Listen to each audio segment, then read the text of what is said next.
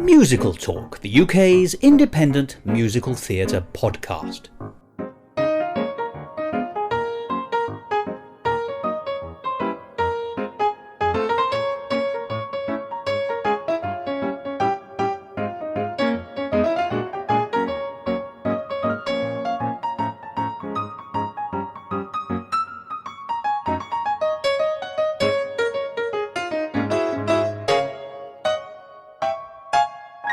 Hello and welcome to another edition of Musical Talk. I'm Thos, and in the deserts of Sudan and the gardens of Japan, from Milan to Yucatan, I'm a very silly man. And if you know your lyrics, you'll probably know that that's from Hit Me With Your Rhythm Stick, and you may wish to join the many, many millions of people across the world who think I should be hit with all manner of sticks. But it is a clue as to what we're talking about today, because today we're going to be talking about the Ian Dury and the Blockheads musical, Reasons To Be Cheerful, which is an established British musical originating in the Theatre Royal Stratford East, Joan Littlewood's old stomping ground and the home to many a great musical. It's where Lionel Bart did much of his early work, and of course, Oh What a Lovely War originated there. But this musical, Reasons To Be Cheerful, celebrates the music of Ian Dury, 1942 to 2000, who was a very successful British pop songwriter, principally lyrics.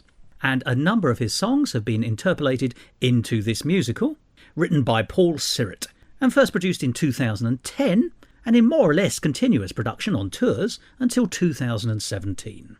It became quite the cult show, and with good reason, and received excellent national press notices. But the most impressive or wonderful thing about it is that you can still see it. But how, I hear you ask? Well, the answer, of course, is very simple, and you probably already know. It's been placed online, or a recording of one of the live productions of it has. And so it's available on the Graeae Theatre Company's YouTube channel until the 3rd of August. And if you get a chance to see it, I would strongly recommend you do. And what's more, I did. I missed it during its original runs, but I caught up with it only the other day online, and, to be honest, I loved it more than I thought perhaps I might, because it is quite a baldy, raucous show. But that baldy raucousness hides something really rather magical. Now, funnily enough, I looked up Ian Dury on Wikipedia the other day just to get a sense of who he was, and I was struck by this sentence: Dury's lyrics are a combination of lyrical poetry, wordplay, observation of British everyday life, character sketches and sexual humour. And the thing that struck me the most was that perfect sentence and all those descriptions absolutely fit Reasons To Be Cheerful, the musical that we're talking about today. So what's it all about? Well, here's a brief description, and so I'm going to try and tell you in a way that's spoiler-free. In the piece, it's 1981 in a South End pub, and there drama student Vinnie and his friends and family reenact the night back in the summer of 1979 when they try to get to an Ian Dury concert in Hammersmith. But let me tell you, that is just a hook. There's much more to this wonderful musical than just a quest to get tickets to go to a gig. So, what are we going to get today in this episode of Musical Talk? Well, I'm very glad you asked. Let me answer that question. Firstly, I'm going to share with you my 10-point review of the live stream version of Reasons To Be Cheerful. These 10 points are unconnected. They are just 10 things that struck me as I watched the show. So they are, if you like, a random selection of hot takes, using that very current phraseology, on this very particular show. And then after that, there's another chance to hear the in-depth interview I conducted with the star of Reasons To Be Cheerful, the man who plays Vinnie himself, the very handsome, very lovely, very charming, and I can say all these things because he's an old friend of mine, Stephen Lloyd, as we talk about his career in musical theatre, including his long association with Reasons To Be Cheerful, and how it changed his life as a theatre maker. It's a really interesting story, and you may have heard it when I first broadcast the interview a year ago. But as Stephen is the lead actor in Reasons To Be Cheerful, and he brings so many interesting insights into that show, what it was like and what it's done for him, I think hearing that interview again is really worthwhile. And those things taken all together make a very full episode of Musical Talk, and I hope a highly enjoyable one. So, let's start with my 10-point review.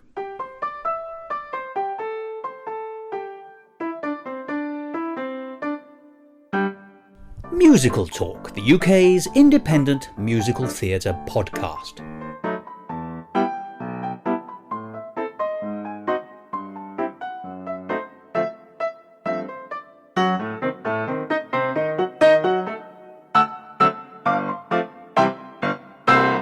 Well, as advertised, here is my 10-point review of Reasons to Be Cheerful. And it may seem not much like a point, this first one. It's a string of adjectives. Raucous, raw, good-humoured, political, energetic, sexual, profane, and fun. And by profane, I mean bad language by the bucket load, by the way. All those adjectives can be, and I think should be, applied to this production of Reasons to Be Cheerful. It is a show unlike any other musical show I've seen in sense of its tone. Now, it's easy to say that something like 42nd Street is very different to Avenue Q, is very different to Into the Woods. Those three shows have very different sensibilities, and yet at the same time, they all have a kind of smoothness that you expect from a big budget, high production valued musical theatre event. Reasons to Be Cheerful is quite different. It's coming from a different place, and it's trying to serve a slightly different purpose. And so it's going about its production in a very different way. And what you get is a much closer, much more intimate set of emotions, responses, connectivity and engagement than you might do in a standard West End theatre. Of all the words I used, I think the key one is raw. It might seem rougher around the edges, but there is always a danger in smoothness of feeling synthetic. And this is not synthetic. It's a real show. Which leads me on to my second point, and I think the second point arises quite naturally from the first. I'm going to use terms which may now seem a little old-fashioned, but I don't mean them in any kind of judgmental way. Reasons to Be Cheerful is an honest, working-class musical, as you'd expect, as it came out of the Theatre Royal Stratford East, which was always one of the hothouses of working-class drama and theatre in Britain. It's not for nothing that Joan Littlewood was the producer there for many, many years. It's not for nothing that Oh What a Lovely War came out of that particular venue. It's in the heart of London's East End. It's right next to where the Olympic Park now is. The Olympics, of course, being incidentally one of the last times anyone in Britain had a reason to be cheerful, but that's by the by. The Theatre Royal Stratford East has been producing proper working-class theatre for years, and long may that continue. Working-class theatre, and the term is a recognised one, was a really important staple of the British dramatic scene for many years in the 20th century, and only really seemed to die out in the 70s and the 80s. And it's interesting, I think, that this piece is set principally in 1979 and 1981. And as we'll hear later, it does address that sea change in British society which affected the representation and understanding and self-understanding of class in Britain. And the saddest thing I think I can say in 2020 is that there is not more of this kind of theatre. Because then Reasons to Be Cheerful wouldn't seem so very different from other shows. It should just seem like one strand of British theatre, when now it seems like a very unusual piece of British theatre, and that is a great pity. And it reflects its working class roots by being overtly political in a lot of ways. Indeed, one of the characters is an anarchist. Being an anarchist was very much more common in the 1970s, but it's done with such humour. He even draws circles round capital letter A's on the packaging of lavatory rolls to make up the representation of the logo of the anarchist organisation. And right at the beginning of the show, somebody on stage says A, B, C, D, eviscerate the bourgeoisie. Not a cry you often hear in London's West End theatres. Now, I have perhaps over-laboured this point, no pun intended, but I would like to see more working-class theatre. I would like to see more diverse theatre in Britain, but I am at least encouraged that you can still find it. There just needs to be more of it. Which, interestingly, I think leads me on to the third point. Ian Dury was a great lover of British culture in lots of its forms, highbrow, medium and lowbrow, and he particularly loved the music hall and variety. And of course, music hall can be argued as being the grandparent of modern working-class theatre. Certainly in its earliest phase of the 1840s, 50s and 60s. It was almost exclusively working class in that period. And many of the tropes of music hall can still be seen in British theatre as a form in British pantomime. Why am I telling you all this? Because Reasons to Be Cheerful starts by breaking the fourth wall, and does it on several occasions throughout the piece. But at the very beginning, Vinnie, that's Stephen Lloyd's character, is talking to the other people in the room and to us, the audience. There is direct exchange with us, the audience, looking in, as though we are in the room, the pub in this case, with the protagonists in the play. But it's also a very clever device. It immediately develops a rapport between the performer and those watching. And if you've got a rapport with your audience, then you've already won the day. Add to that a little bit of meta-theatre, which is merely fourth wall breaking in a slightly different way, in a Brechtian way, of course. There's a moment in the piece where the background slides get out of order, and this is referred to by the actors. And there's also time travel, not actually a narrative device of time travel. There's no TARDIS. What I mean is that the show jumps from 81 to 79 and back again as necessary. There's a kind of continuum. So the show isn't neat, it isn't constrained, it isn't tidy or controlled. It's sprawling, it's a continuum. It touches the audience, and in turn the audience touches it. And that is in the greatest tradition of pantomime and the music hall, the great working class form of theatre. And my fourth point, once again, sits on the shoulders of the first three. And that is that one of the songs included in the score is called England's Glory, one of the great songs by Ian Dury. Funnily enough, it's introduced in the stage production with a few bars of I Do Like to Be Beside the Seaside, which is itself a late Victorian musical number, before going into the live band singing England's Glory. And as I said, Ian Dury is a great fan of music hall, and you can see him showing his roots by some of the references in the lyrics of that song. Some of the people mentioned are Frankie Howard, Gracie Fields, Max Miller, George Formby and Little Titch, and they were all great musical stars. It also mentions Nellie Dean, one of the great musical numbers, Kenneth Horne, who was a star of Variety, and there's an oblique reference to Wakey Wakey, which was the catchphrase of a man called Billy Cotton, who ran a British big band in the 1930s and was appearing on British television, introducing his shows with the words Wakey Wakey, right up until the late 1950s, early 60s. It was Variety on television. Ian Dury there absolutely showing you his own love of music hall and variety. But that's not all. Here was a man with, and I quote, a well-stocked mind, one of his other lyrics. And in this song, England's Glory, he also quotes Noel Coward, Petula Clark, Malcolm Sargent, the famous conductor, Mr. Pastry, a television comedian, and even the late Vera Lynn, who, as you know, only died a few weeks ago at the age of 103. And to give you a sense of Ian Dury's fantastic lyrics, here's one of the lines from the song England's Glory, and it's in a list form. Somerset Maugham, top of the form with the Boys' Brigade, Mortimer Wheeler, Christine Keeler, and the Board of Trade. There's highbrow, there's medium brow, there's lowbrow, there's comedy, there's bathos, and there's juxtaposition. And it's all within the context of that kind of self-aware, ironic glorification of British or English culture in this case. And by self-aware, I mean knowing that it's both magnificent and terrible, wonderful and awful at the same time. So what's the fifth point in my 10-point rundown of Reasons to be Cheerful? Well, the fifth one is the reliving of the politics of the 1970s and how it really shows up the parallels with the divided Britain we're in today. It's not for me to discuss politics in this programme, and I'm not proposing to do so, but I think almost everyone in Britain would recognise that the country has been divided for the last 5 years.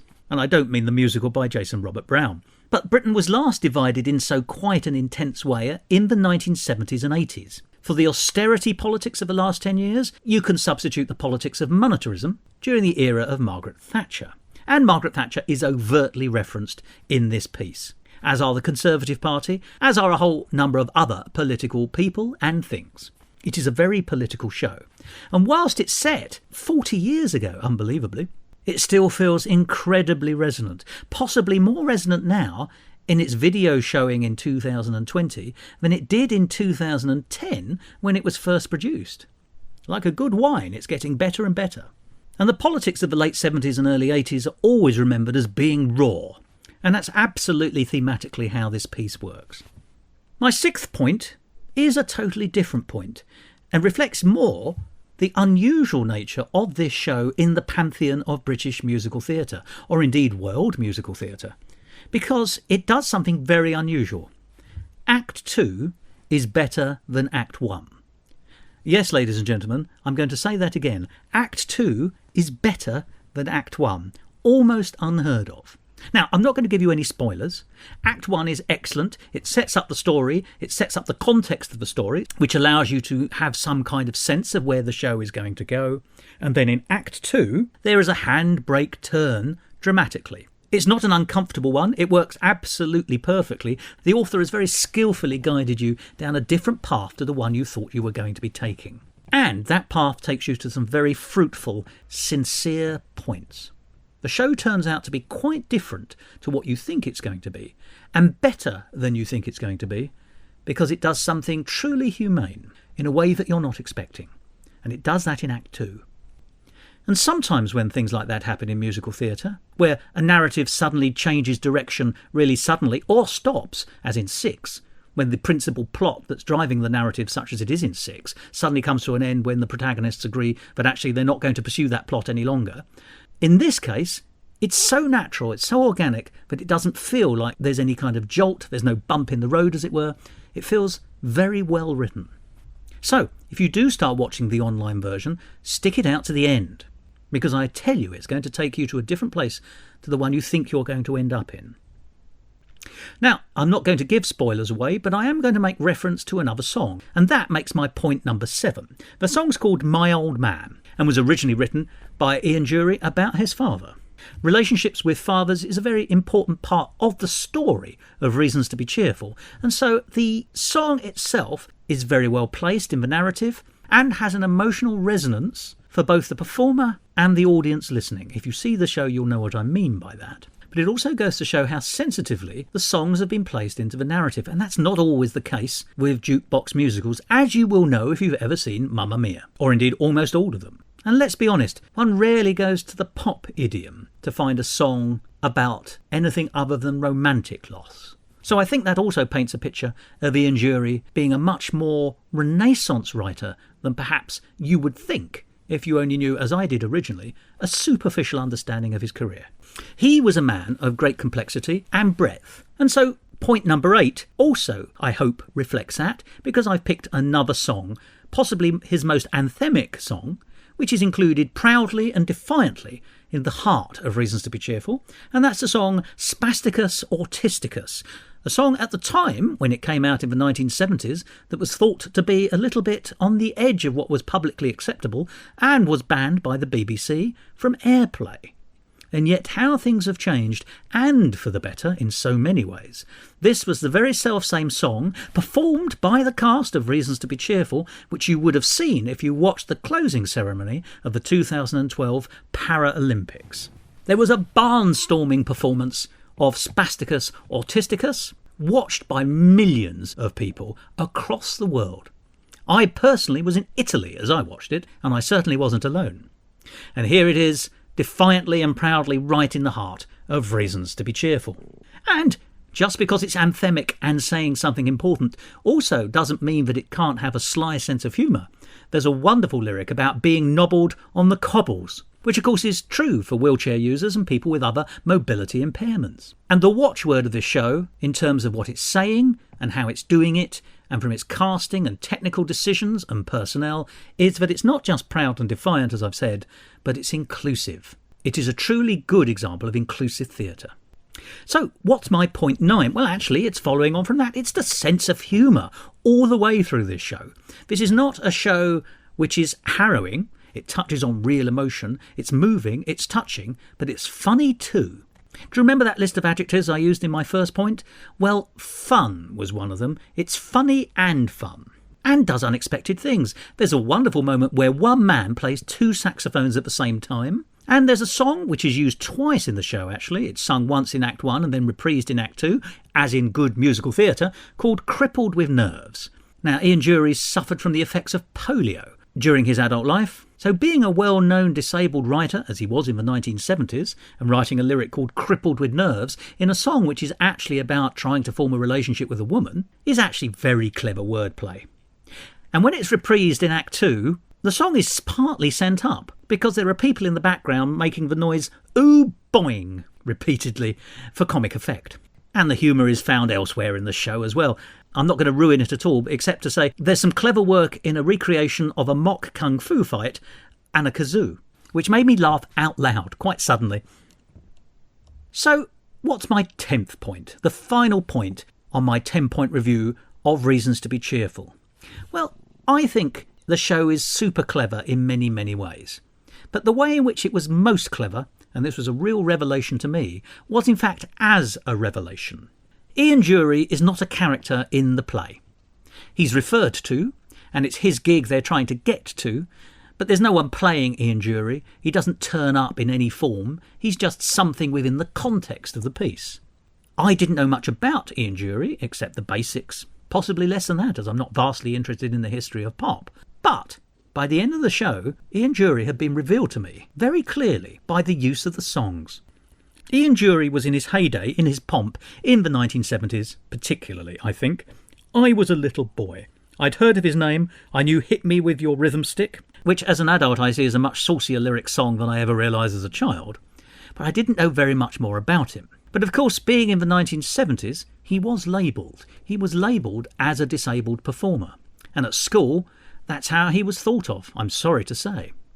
Through Reasons To Be Cheerful and the careful selection of his lyrics, sensitively placed into a meaningful script and story, beautifully performed by everyone on that stage, Ian Dury as a person and Ian Dury as a lyricist were both revealed to me as a very interesting person. I came away with a huge respect for the cleverness and scope of Ian Dury's lyrics. It's almost proto-rap in some places. But also, and this is more important, but Ian Dury was revealed to me as a man and not as a series of labels, which it is always too easy to identify people as and with. But Ian Dury, the person, the man who loved, the man with a sense of humour, the man with a sense of history, the man with cultural attitudes, the man who was thoughtful and had empathy, and all of these things, more than a performer, but as a person, that person came across to me. And that is a remarkable thing to have as an outcome of a show, particularly when you bear in mind that that man is not in the show. So I shall close this 10-point review with a quotation from one of Ian Dury's own lyrics, which I think sums him up. Thoughtful and kind with a well-stocked mind.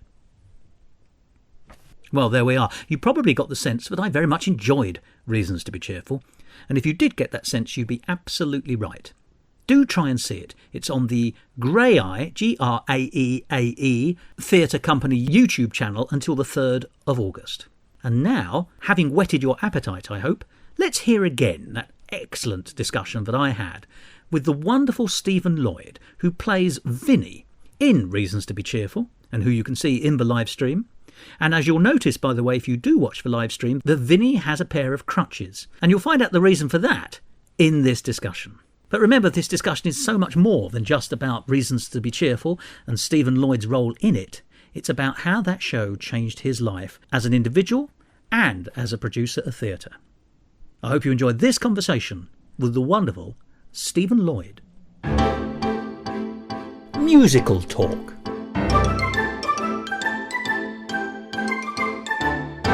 I'm Stephen Lloyd, and my theatre company is Amplified Theatre. We are a company that focuses on merging live music with theatre and performance. And a lot more besides. A lot more. All of our work is as accessible as it can be. We make sure that all the plays and all the shows that we put on are accessible for deaf and hard of hearing audiences. So we use DIY projected captions, which makes it accessible. We will not use venues or work in venues, not because they're bad places, but quite simply that venues where wheelchair users can't access the space. So you have a philosophy, but also you actually live up to it.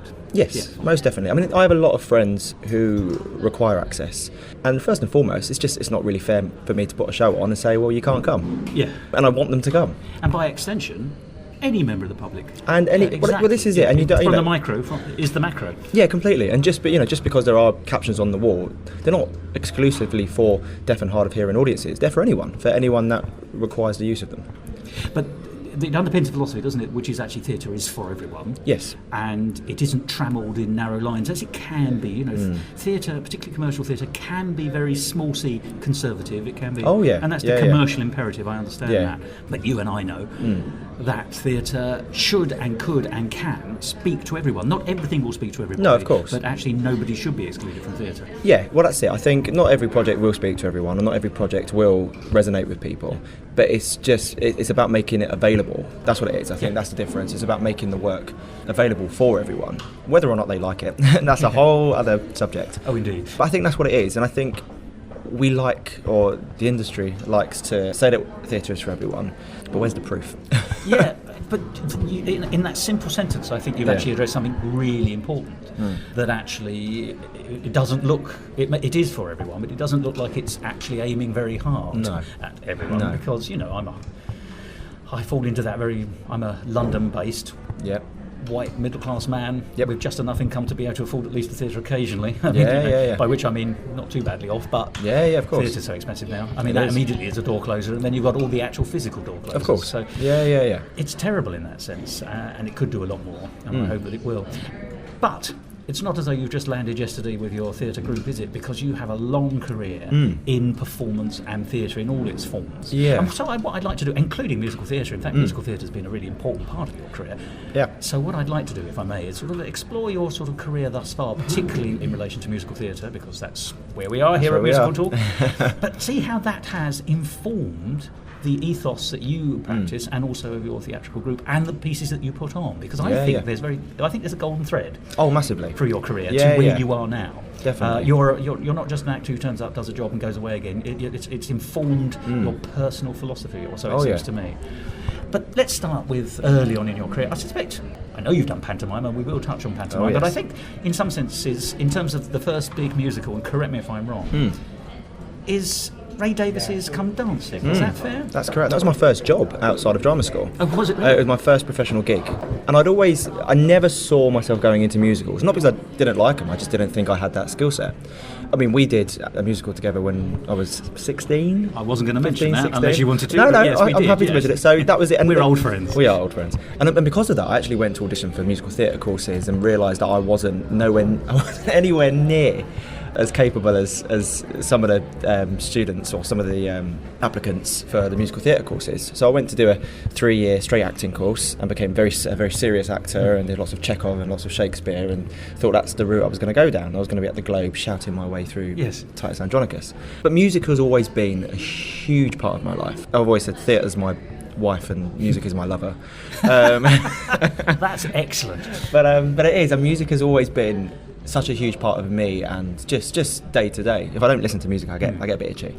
It's in your veins, isn't it? It is, completely. And so it kind of made sense for my first show to be in a musical. But even then, even though it was very much a musical, and it was at Theatre Royal Stratford East, which is a great actual powerhouse, or it certainly was. It was a great developmental centre, and including musical theatre right up until very recently. Many of us hope it will be again. Yeah, well, that was it. I mean, before Come Dancing, we had The Big Life, Harder They Come, and it was definitely a venue, one which wasn't too far from home, so it was my local theatre. It just kind of made sense for me to do my first show, or a show, at Stratford East, and in what was a musical. And I remember I had a phone call from, basically the audition came through Philip Headley, who was the artistic director there for... Who we've interviewed here on Musical Talk. Yes, we know good. Philip, yes. Well, Philip was AD there for, 20 odd years? I'm going to say maybe 30 years, a long time. And worked with Joan Littlewood beforehand. I mean, exactly. People are thinking, why is my mind remembering Theatre Royal Stratford East? The answer is Joan Littlewood, probably. Theatre Workshop. And here in Musical Talk, obviously, Lionel Bart and all the musicals that way. Yeah, of course. Things ain't what they used to be. Absolutely. All the way through to... Oh, What a Lovely War. Yeah, Twang, let us never forget. Let's never forget. But even though people would like us to. But, so it's a really important... As I say, theatrical powerhouse. It has been for years, and Philip has been there, was there for yonks, and was the archivist. He was sort of Joan Littlewood's sort of representative on Earth after she wasn't. Yeah, in the same way Murray Melvin went on to be. So I did, and he just phoned me out of the blue one day and just asked me to come, or said to me, he has an audition for me if I'd like to come for this new musical written by Ray Davies of the Kinks, and to come in and to sing 2 songs in my Cockney accent. Governor. He said, do not put any kind of American twang on it, do not try to be musical theatre, just come in and just be you. And I remember going into the Theatre Royal Stratford East in the foyer and just seeing lots of very capable musical theatre graduates all ready to sing for Kerry Michael, the AD at the time. And I thought, I just need to do what I was told, and that was just go in and sing a song. So I went in, I sang Half the World Away by Oasis and Teenage Kicks by The Undertones. And it went really well. And it went so well, I got the job. While working on that job, I met lots of musical theatre performers, but still, I never really felt like I was part of the musical theatre world. Not in a snobby way, I just didn't think I was good enough. I felt like, I could carry a tune, and I could act my way through it. But if you put me in Les Mis in about 10 minutes in, I'll be like, right. But that's very interesting. I mean, I think this deserves unpacking a little bit, because it's interesting that you got that almost directorial advice from the team who were inviting you in. Yeah. Because let's be honest, you were told don't sing with an American actor. And this is a very interesting thing, I think. But actually, for whatever reason, for somehow the speech marks default, certainly the unthinking default, in musical theatre is that transatlantic twang. Because so much musical theatre we get here is American. However, Ray Davies is a very British songwriter. British, Come Dancing turned out to be a very British musical. It also wasn't a musical in the sense of, a big opening number with jazz hands. Not that all musicals are like that. We know Sondheim teaches us that. So I'm falling into the trap of shorthand and indeed stereotype. But it was tonally British, with a tonally British author about a tonally British cultural experience. It's semi-autobiographical, was it not? As the original song, Come Dancing, of course. It was about his late sister. I mean, lots of his work is. Lots of his work is, or was, autobiographical. The album, Arthur, was entirely about his brother-in-law. So obviously mine's the family history, doesn't it? So, but the thing I find most fascinating there is that it's so very British, and you had to be reminded, or given advice, say, to sing in that way, and you were ultimately successful. Because you're an actor singing a song in the way that an actor would, or a real person would in that environment, rather than coming and singing it in the style of, as you said. If it was Les Miserables, we sort of expect singers to sing in a particular kind of a way, almost cod operatic, actually. It's not operatic, but it's kind of halfway there. Much more vibrato. Somewhere in the middle. But also it's slightly ersatz emotion, isn't it? It's that difference between sentiment and sentimentality. It's actually, we're being triggered manipulatively, whereas actually you were asked to sing a song, you would sing a song if you were in the shower or whatever. And I find that absolutely fascinating, and that was a successful approach. I saw Come Dancing, saw you in it, and we chatted afterwards. It could not have been more British. And that's also going to be a thematic thing for other shows that you did later on. I think of course. So, and I've discussed this with people who sing Gilbert and Sullivan. That Gilbert and Sullivan is one of the few areas left in the broader musical theatre world at the moment where you sing in this country with in the British style or with a British accent, rather than sort of twanging it up, for want of a better phrase. Well, this was it, and I think it was so quintessentially British in every kind of way. You just had to, as you say, just do what you're told, really, and it worked in my favour, I suppose. And would you see yourself really as an actor who sings? Yes, most definitely, and that's how I've always seen myself. And because of that, I felt, well, actually, I can do this. I can actually go in and sing these songs. Some nice little solo-y numbers, which I didn't expect at all. It was in rehearsals. I remember Ray Davies just grabbing hold of my guitar and just playing some stuff and said, "I've written you a song." I was like, "Oh, okay." The words that everyone wants to hear from Ray Davies. I know. I've got the sheet music at home in a little frame. But it's like, it's unbelievable. I was like, "Oh my God, Ray Davies has written a song. I want you to do this and do this and do this." And it was the exact type of job that I always wanted, but didn't imagine would exist, if that makes sense. Because I knew there's musical theatre and then there's straight acting, but I didn't think there was these sort of musicals where, as you say, it's a musical, but it's not sort of jazz handsy musical. You don't have to be the greatest singer in the world. It's about telling the story. Yes, isn't it? And it's down to the narrative again. It's always, this is the key on everything, any piece of drama, and I include musical theatre in the School of Drama here. And all the interim areas. If the story is right or the tone of that story is correct, then you've got a story and you're going to be successful. I'm not slagging this off, but I recently saw The Light in the Piazza on its incredibly well-funded appearance in London before it goes on an international tour, I gather. Beautiful to look at. The plot leaves a great deal to be desired. Yes, the coffee you've just necked, shall we say, had the froth on the top of that had a greater meaning, in my view. It's a good coffee. Other people will disagree, I'm sure, and I thought that about Come Dancing. I thought, in a strange way, we called it a musical because it was a play with lots of music, and it had a score specifically written for it in many cases, many of the songs anyway, as you just explained. But ultimately, we were in this situation whereby it sort of felt like a play that had the trappings of a musical, rather than the musical that sometimes has the trappings of a play, which is where the sort of the Sondheim area goes. If that makes sense. Yeah, most definitely. I think that's why it became so accessible to so many people as well, because it brought in new audiences. I mean, my dad was never massively into. My dad's a big muser, big into his 60s and 70s prog rock. Likes his music. Loves his music. Loves his music. And he was never really into the theatre world at all. If I went to the theatre, I'd go with my mum and my nan. And Come Dancing turned him into a lovey. He became an absolute, and has since you know, he now very much follows what's going on in the theatre world and tells me stuff that I don't know yet, or he tells me stuff that I do know, but you know. But that's connection, isn't it? And completely. Isn't it lovely? Oh, it's so lovely. And because of that, I sort of went on to do other shows very similar to that, and I wasn't afraid to do them because I felt like, having Come Dancing under my belt, actually I can kind of do this. Don't get me wrong, I've been to a few auditions for big sort of West End musicals, and I've gone, nope, I'm way out of my depth here. This show is not a great show, but I cannot sing this. There's no Stephen Slott in it, is it? No, there's no role for me there, but that's fine. And so Come Dancing was due to go on tour. It was due to go on tour for 6 months. Was this in 2008, I think? Yeah, so the show we did was 2008. It was due to go on tour January 2010. Oh, right. Okay. So that whole year, 2009, we were constantly hearing rumours around Stratford East that it was going on tour, it was doing this. And, you know, it was a wonderful job because I made so many friends in that job. And it was just the idea of us sort of all going away together and doing this show that we all very much loved and very much had a real connection to. It was a wonderful idea. But then literally 2 weeks before rehearsals were due to start, we got a phone call, all from our agents, saying that the show had been pulled. And it was just before Christmas, so a lot of our Christmas presents were actually geared towards, like we had so people had bought us luggage, like holders and things to take on tour to kind of a tour kit. So it was devastating. I remember going to Stratford East. They were teching the Panto at the time, and I went to Stratford East, and I just needed to be in the place, the home for that comfort. And Kerry, the director, said, just come and sit in tech. So while they did the tech, I just sat at the back and just felt like this massive hug. They did the warm blanket of theatre. Or Doctor Theatre, as I know. It's also known. Yeah. Completely, and we all felt the same. We were all absolutely gutted. But as the universe would have it, about a week later, I got a phone call from Rob Hyman, who was the musical director on Come Dancing. And he phoned up and said, Paul Syrett, who had written Come Dancing, Paul's written this new musical about Ian Dury and the Blockheads. Would you be keen to come and do a 3-day workshop? And I thought, well, I've got nothing else going on, I might as well. Popped in, did 3 days with Graeae Theatre Company, Paul, Rob, Jenny Seeley, who's the artistic director of Graeae. And to be honest, it's changed my life.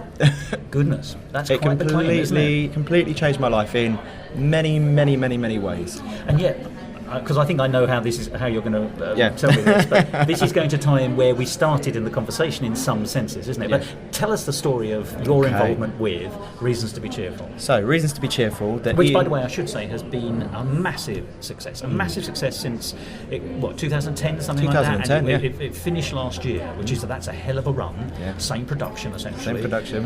Playing the same part, 16-year-old. Exactly. I know you've done other things in between, by the way, but 16-year-old, I hadn't realised it was... You're a beautiful young man. You've got nothing to worry about. I'm 33 years old, and my and a lot of makeup.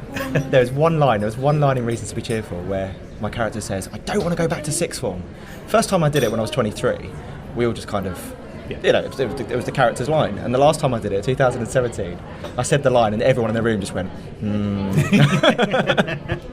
Get on a bit, Steve. But it's such a success, and cult following, and national tour, etc., etc. So I'm preempting, but I just want to say, look, this is a show of some worth, and to be connected with it in its own right is a marvellous thing. Yeah. But tell us the story. So, Reasons To Be Cheerful, the Ian Dury-inspired musical. I did 3 days at Graeae, and it was the first time I'd ever worked with a deaf director, deaf actors, disabled actors. I think Matt Fraser was connected. Matt Fraser was the original drummer. Yeah, we've interviewed him. Matt is wonderful. His own shows are bonkers.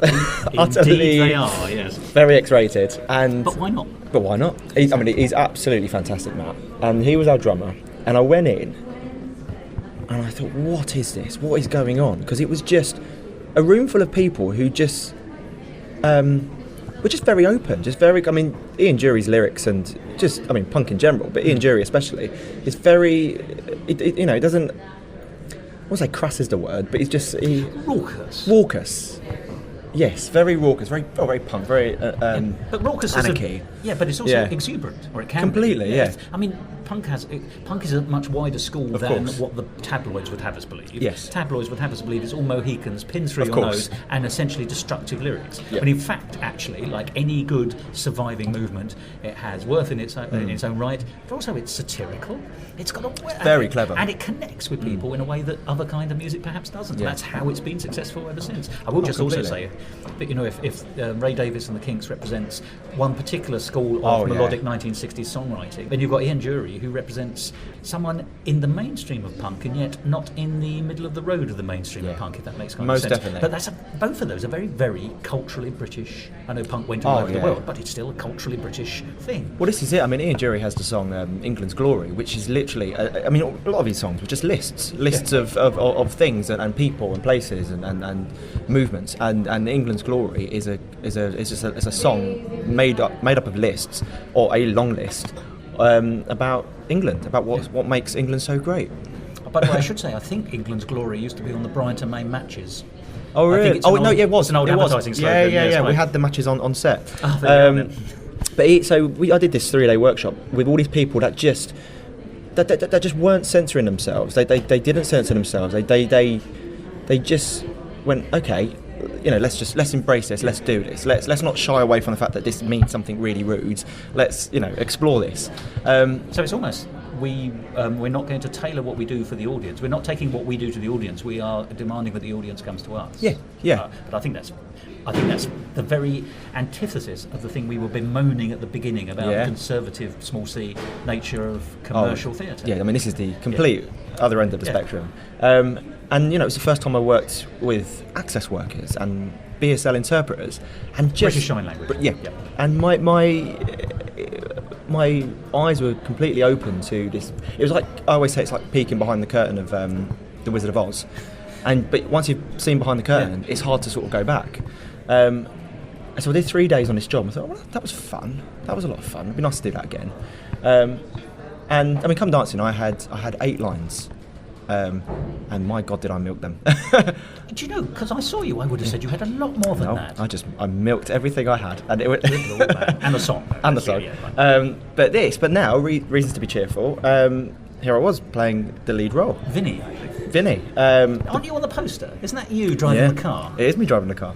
And so it was not just being in every scene, but also just driving the story and telling the story and being in every song. It was so full on, and it was incredibly moving that they actually trusted me with it, because Jenny had seen me in Come Dancing and said, I like him, let's bring him in to try and do a bit of Vinnie. So we did a few more workshops throughout the year, and then complete dream of any actor, at the end of the second or third workshop, Jenny, the director, just gave us all a piece of paper, and on a piece of paper was a list of dates. She said, right, we're going on tour, you've all got a job. I mean, that never happens. No. It was absolutely wonderful. But again, even then, we didn't know what the show was going to be. We thought, okay, it's a nice show, it's about Ian Dury, It's a jukebox musical, essentially. Oh yeah, massively. Yeah. And then when we actually got to actual rehearsals, it was we had 4 weeks of just exploring and unpicking this incredible play by Paul Sirott with these beautiful characters. And I think that's the thing about Paul's work, and I absolutely adore Paul's work. He brings so much heart into everything he does. Every piece he works on, there's just so much heart there, and he will make you laugh 1 second and then make you cry, but before you've cried too much, he'll make you laugh again. Very sort of John Sullivan-like. Very. Yes, indeed. Who you also have experience with. Yes, very. Yeah, and so we did the first version of the show in 2010, and again, we had no idea kind of what the show was or what it was. When we thought we'd do it and that would be it. And then our first night in Ipswich at the new Wolsey, we went on stage, and the plan was for the second or third night we'd work on some kind of musical theatre medley and include a few songs, and we'd work it over the next few days during previews. But that night we didn't have anything, so we said, well, if they want another song, maybe we'll just do one of the songs. We'll just perform one of the songs again. And the crowd they all went absolutely nuts. They went bonkers. They were on their feet. People. Old women screaming, hit me, whilst pelvic thrusting towards the stage. We should just say this is a lyric from a song. Oh yeah, of course. Yeah, not sorry. But just people just literally almost liberating themselves to just sort of relive this sort of their youth. A lot, yeah. And it was it was incredible to see, and incredible to feel that energy in the room. You tapped into something genuine there, I think. Oh, completely, yeah. And so that was it. So we scrapped the idea of any kind of medley, and then every night we just treated it like a gig. So we finished the show. Do you want one more? Yeah. Do you want another one? Yeah. And we just did what have become the encores of us doing a number of songs. Now, did you have a set order, or did you let the audience pick? No, we had a set order, because one night we did let them pick. they chose Sweet Jean Vincent, which we'd just performed right at the very end of the show. Oh, right. And it starts off quite slow, so it sort of brings the energy down a bit. So we used to do blockheads a lot, which was an incredibly energetic, bonkers number. And the thing is, even in rehearsals, we were trying to sort of choreograph it and choreograph these routines. And the more we went through it, the more we realised, actually, this isn't, as you say, a very sort of your typical musical theatre piece. And it felt really wrong having these sort of choreographed numbers, because the characters just wouldn't do that. No, it's the exuberance you want, not it's not set in stone in advance. In fact, it's all about finding your own path. And completely. That is doing it yourself. And yes, exactly. Yeah. I mean, that's not the philosophical underpinning. Well, there you go. And so a lot of it was us literally just jumping around the stage. Well, some of the publicity photographs illustrate that. I mean, I can think of. You also, by the way, seem to have a lot of costume changes. You seem to. I hope you won't mind me saying that I'm going to pay you the compliment about your physicality. There's something about the way you look that allows you to look like a rocker or a mod or a punk. You seem to actually fit into all that kind of musical from the 60s and 70s and into the 80s. You fit into that and look. But there's a publicity photograph of you all in black, and then later on all in white, wearing what looks to me like a very heavy woolen sweater in white, but wearing a Union Jack T-shirt with a kind of a makeup over the eye and a kind of electrical bolt. Yeah, rather Bowie-esque. Well, it was, and it was very. It's funny actually, because I was on the second tour. I was filming Rock and Chips, John Sullivan's Rock and Chips. This is your television exposure, isn't it? It is, yeah. And I was playing a mod in that. So during the day I was a mod, and in the evening I was a punk. Well, it's nice to show your range. I know, it was wonderful. So during the day my hair was down. Yeah. In the evening it was up. But it was just, and on that tour we tapped into something, and we tapped into just this story, these characters. And it's funny because every year that we did it, it felt like the show was needed more and more. Yeah. Well, politically as well. Well, I think this is really important. I'd like to say, when you talk about Ian Dury, or when one talks about Ian Dury, you're not just talking about Ian Dury, the singer-songwriter and the performer. You're talking about a philosophical position, because Ian Dury is no longer with us, but he was in and through his music an activist for people with disability. Yeah. And let us not forget, he wrote a song called Spasticus Autisticus, which has become anthemic, I think, in some senses. Most definitely. And it is all about, let us all be part of a full society without doors or barriers. I'm boiling it down to. That's what it makes it sound very basic there, but actually that is such an important thing, particularly for people who historically have been perhaps sidelined. Yeah. And then we had the amazing epiphany right in the middle, right at the beginning of your run. You started in 2010. 2012, we got the Olympics and Paralympics. Yeah. And indeed, am I not right in thinking that the show was featured in the closing ceremony? The opening. It was the opening, my apologies. It was the opening. One of the big ones. One of the big ones. We did. Because Jenny, the director of Reasons To Be Cheerful, directed the Paralympic opening ceremony. So she just got all of her mates in, which was fantastic. She got all of us to come and perform.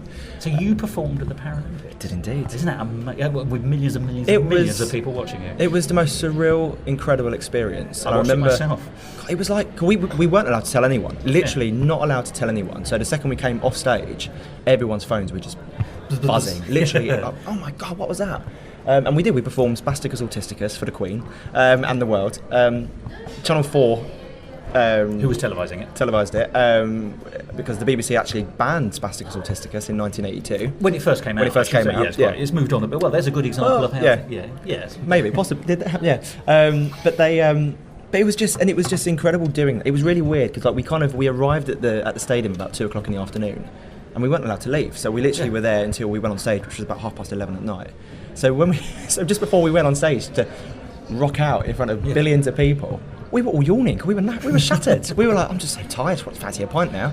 Also, anticipation is exciting, but tiring, is it not? Yeah, of course. It's that energy. It's that constant energy. And I remember just sort of going out there and just feeling the wind of being outside. That is a bottle of champagne being opened, sir. It is for us. And we got. It was just the most. You couldn't really see anyone. You just couldn't see anyone. So there it is. Second bottle, Stephen. Well, why not? It's Friday. But then.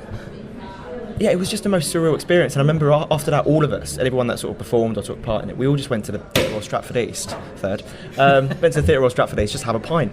And it was just the most wonderful sort of celebration. But every time we performed Reasons, whether it was on tour or whether we did the Paralympics. We thought that was the end. That was the last time that we were going to perform this show. And then every year, Graeae would come back to us and say, we're going to do a gig version. So we're going to take the script out and we're just going to perform all of the songs back to back. So we went to Latitude Festival, went to Mexico, Germany, Brazil, which was just the most incredible experience. Yeah, a world tour. Essentially. And then, again, we thought that was it. And then a couple years back, we got a phone call saying they want to bring the show back one last time. With the narrative? With the narrative, yeah. So the full show, the final version.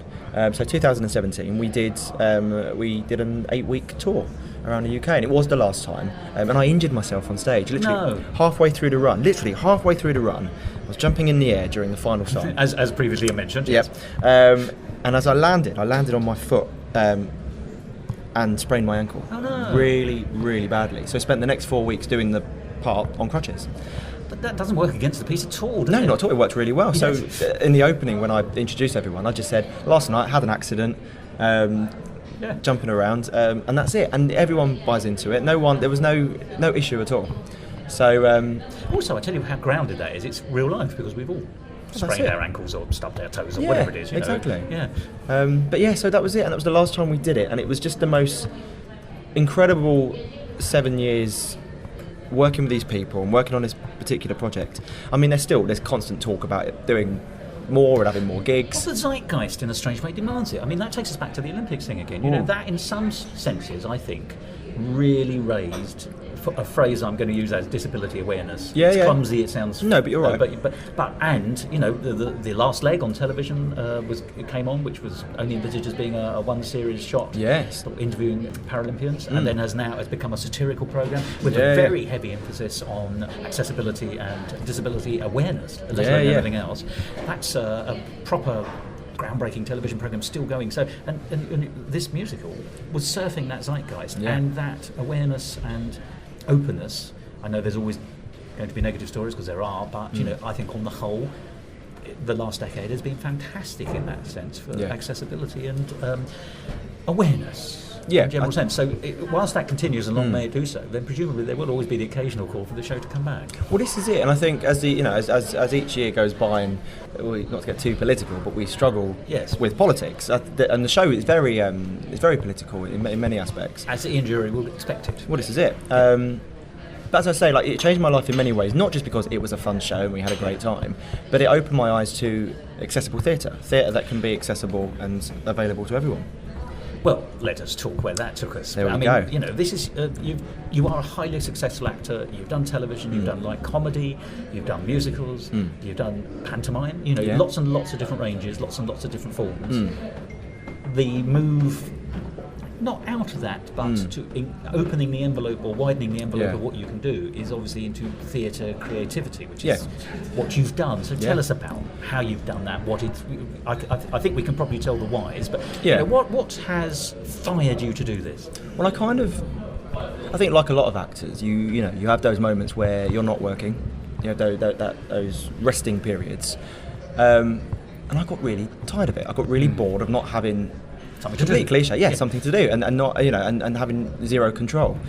So 2014, I just started to write a few scenes. A play, or in fact, originally it was a TV script based on my experiences of being in a very terrible indie rock and roll band in my early 20s, and I just sent it to the guy that was in the band with me. I just kept sending him pages of script. And he just thought it was hilarious. He said, this is brilliant, just keep writing some more. So in the end, I wrote this full script about a band who sort of rose to almost sort of stardom, but they just weren't good enough. And also the dynamic between them just wasn't helping. So I thought, how do I do this? How do I put this on? And do I film this? Do I send it to TV companies? But theatre's my passion. Yeah. As much as I've done some TV and done some film, but theatre is where my heart lies. So I decided I'd turn it into a play and be crazy ambitious with it, and you know, bring in live music and projections and video projections and all of that. And so I set up Amplified Theatre Company. And instantly I remember just before I set up the company, I remember it was one Christmas and I was sort of walking around my local area and I just felt totally lost. Did you? Totally lost. I felt really disenchanted with acting. If I'm honest, I got very bored. I felt like it wasn't for me anymore. I felt that it was something else. And I remember watching Gareth Malone, the choir, the TV programme, the choir. And this was like a reunion special where we got some people from the school and some people from the army and some people, the army wives. And the various of his series, basically. Yeah, and bring them all together to make some big sort of mega super choir. And I remember watching him, the way he conducted, not just the group, but like conducted himself and the way he led the group. And something, it just lit some kind of like spark in me. And I thought, that's what I want to do. I want to lead, and I don't mean in a kind of an egotistical way. I think facilitate might be the word. Facilitate, yeah. I wanted to facilitate something, and I just wasn't sure what it was.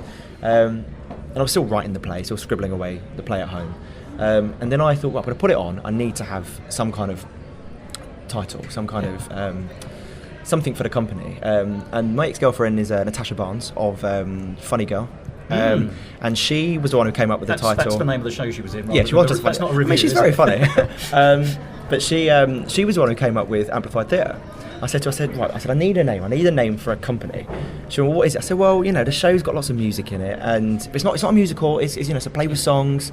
And she said, well, it's a mixture of theatre and music. I don't know, maybe Amplified Theatre. I said, right, sold, got it. Also, because it has that second meaning, doesn't it? Which is actually theatre to the max. Of course, amplified, turn it up. So I don't think many people know that. So Natasha, if you are listening, you have your credit. But so I set a company up, roped her in, roped a bunch of my friends in, and it was crazy. It was a 90-minute piece, 12 actors at the Etc. Theatre in Camden, which I don't think even hold 12 actors. Yes. So tiny space, lots of live music, and do you know what? It went down really well. But I thought, I've got something here, and it was very similar to. Very inspired by, but very similar to Come Dancing and Reasons To Be Cheerful, in that it was work that had music in it, that featured music, but it didn't feel like your traditional, conventional musical theatre show. A narrative enhanced by music? Yeah. Or song? Yeah. So, went from there. But the first show we did, the show that I wrote, it was called Unsigned, it wasn't accessible. It wasn't accessible at all. It was above a pub, so wheelchair users couldn't access the space. It wasn't captioned or interpreted. And my very good friend Stephen Collins, who was in Reasons To Be Cheerful, who is deaf, he said to me, I'll come and see the show. He said, but can I just read the script beforehand so I know what's going on? So I gave him the script, read the script, came to see the show. And I thought there must be something we can do, because I had all of these digital projections on the screen. I thought, well, that's where I can put the captions on there. So I said to him, Steve, how would I do this? I said, if I used PowerPoint and I just typed up the script and then sort of pressed the space bar and treated it like a slideshow, could I make it accessible? He said, yeah, of course you can.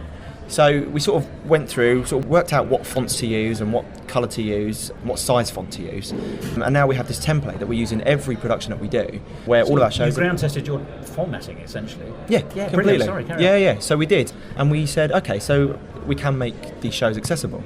And then I kind of left Amplified for about a year, just, I thought, okay, I'll get back to it at some point, I'll write something.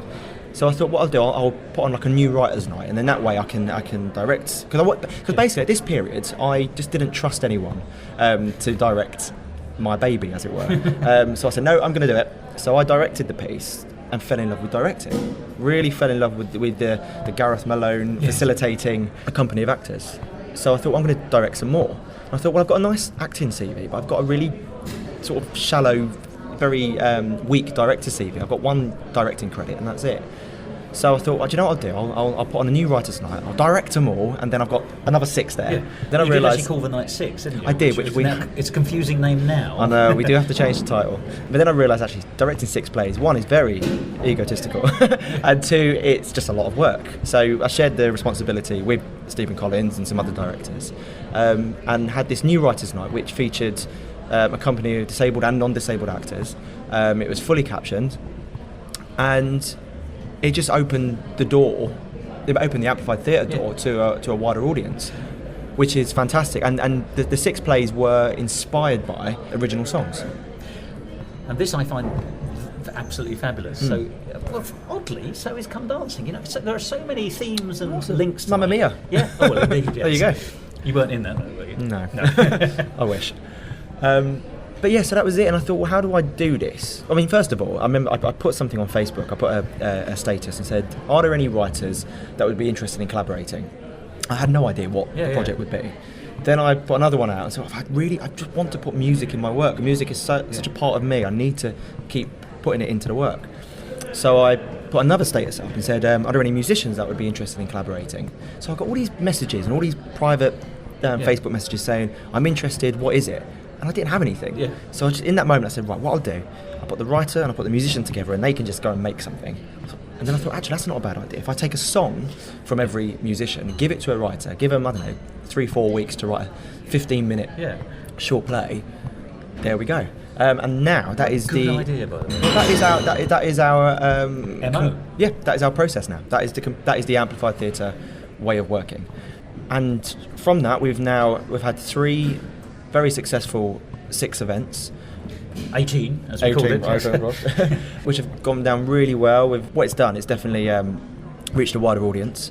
And then what we did last year was I thought, okay, now we need to expand on this and to make longer work, make bigger work. So using the same process, we took 4 songs from 2 different writers, gave them to the playwrights and asked them to create 2 60-minute pieces, but this time featuring the music. Because with 6, I always try to encourage the writers to feature the music into the piece, and they never did. Oh, right, okay, so it was a starting off point rather than a... Yeah, it was very much inspiration, and the ones that I directed, I very much put the music in to sort of show people that you can do it. But that was a directorial choice rather than the playwright choice. Yes, exactly. So it took a bit of time to... Well, it didn't... I mean, I just kept saying to the writers, please just, include it. And I thought, well, you know what, if I give them the brief to actually... They have to feature the songs in the piece, then there we have it. Yeah. There we go. So we had a double bill last year. We had one play called Street Magic by Amy Guyler, featuring the music of Jimmy and the Wolf. I was very sad to hear that Peter had been replaced. Peter? Oh, he wasn't up to scratch. And then we had VE, which is what we're producing and putting on at the King's Head next week. And the both of them, they were between 45 and 60 minutes long, featuring 4 songs each. And they were essentially 2 short musicals or plays with songs. And I feel for the first time with those 2 pieces, we really captured the Amplified Theatre identity, or the vision that I had 4 years ago with the company. I feel like you've been building and growing and expanding. But everything you've said so far, even just putting people in touch with each other, you've been building a network. Oh yeah. It's a wider family as well than just a company, isn't it? Oh, most definitely. It's most definitely a community. Now you've climbed the ladder and got to where you are. So tell us about VE. So VE is a piece written by Felix O'Brien. The music has been inspired by and features music by Nadine Weil-Palmer and Louis Lee. And it's about 2 women that fall in love during World War II.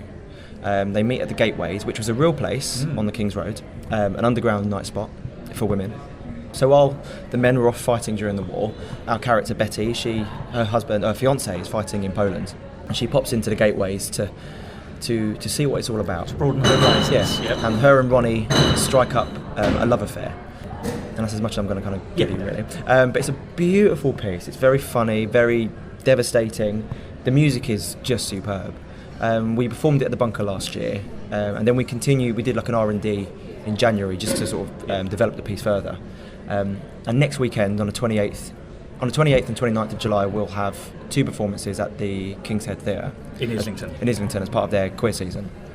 And I'm incredibly proud of it, and I think the actors are incredible, the writing's brilliant, the music's divine. So come along. Well, I'm delighted that you've invited us to come along. So tell us, what are the best ways of finding out when it's on or keeping in touch with your future productions? Because your company is one of those companies that has its arms flung wide open, I think. Oh, yeah. And if its productions, and of course they do, reflect that ethos within the company, then actually I think you are possibly at the forefront. In fact, I can tell you, you're definitely at the forefront of where certainly British urban theatre, if I may use that phrase, is at the moment. And I think that's marvellous, and I hope other people will be as excited by what you're telling me as I am. But how can people see it? Well, you can visit the King's Head website, which is www.kingsheadtheatre.com. Or you can go onto our website, which is www.amplifiedtheatre.co.uk. But you can follow us on Twitter, which is Amplified Theatre, but get rid of the E at the end. It's theatre. Theatre, yeah. So, or follow me, StereoSteve86 on Twitter, and then you could just find out all the stuff from there. But yeah, it's a come along. We have only 2 performances, so don't miss out. But as a company, you're very active. So if people don't see this, there are other shows coming on, and more 6s or whatever it's going to be called. Oh yeah, we're working on a version of 6 because we do have to change the title now. VI. Very interesting. Very interesting. 6 2.0. So we're working on some other projects, and we've got some other ideas and plays that we are developing. So yeah, all will be revealed. Well, Steve, I mean, I know you're old and we see each other periodically anyway, but I hope this isn't the last time we have a chance to speak on the record, because I think everything you've told me today has been absolutely fabulous. It's been a wonderful story that you told me, and I can see your development as clearly as you can. Yeah. And that the fact that you have been willing and wish to open doors for everyone in theatre, in all its broadest senses, musical or otherwise. I think it's one of those things that I think you deserve to be recognised for. I think it makes you a great person, and I'm so glad that greatness is being shared with us all, so thank you. Thank you. Thank you very much. Musical talk. Well, there we are. That's my conversation with Stephen Lloyd, which I recorded last year and we broadcast last summer, but it's well worth revisiting. He's such a good person. He's such a decent egg. He's such a nice man, let's be honest.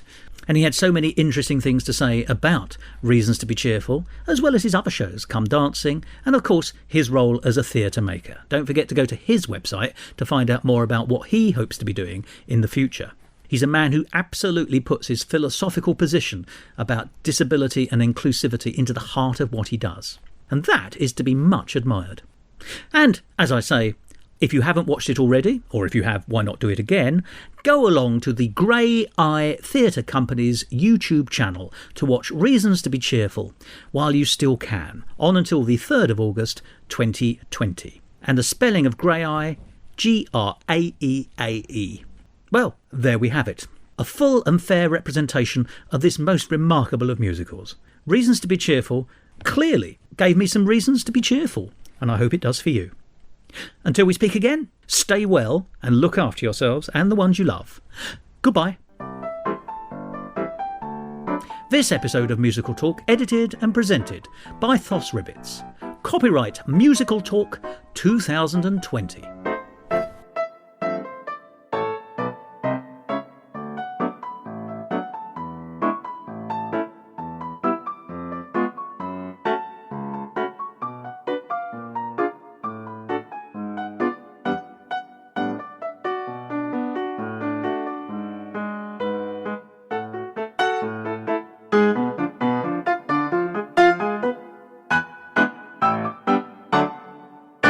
To find out more about the world of Musical Talk and listen to past episodes, go along to our website www.musicaltalk.co.uk or subscribe to us on iTunes and follow us on Facebook, Instagram and Twitter.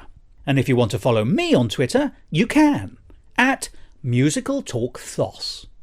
Ooh, boing.